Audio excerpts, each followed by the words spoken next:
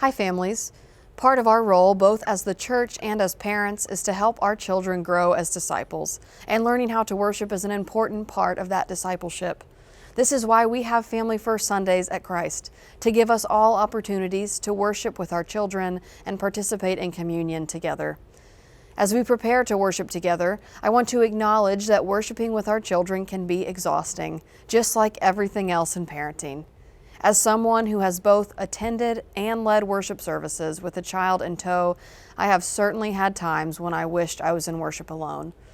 But I have also often been surprised by the meaningful moments we share as a result.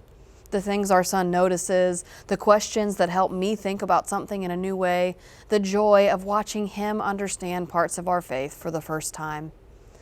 At the end of worship, if what you've done is helped your child participate and answered their questions about what is happening, you will have worshiped more fully than most other people in the room.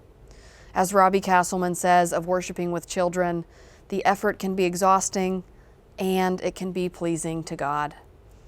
A few things you might consider as you're worshiping with your children. Bring your Bible. You'll be surprised how long kids will look through the maps, and they're more likely to read it themselves when they see their adults reading. Help them listen for particular things, a specific word like Jesus or cross, or a repeated phrase in a song. Help them follow along in the bulletin and tell them what's coming next if they can't read it themselves.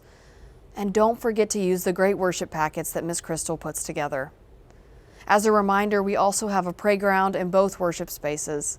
This area provides a place for our youngest worshipers to engage their hands while still noticing what's happening in worship.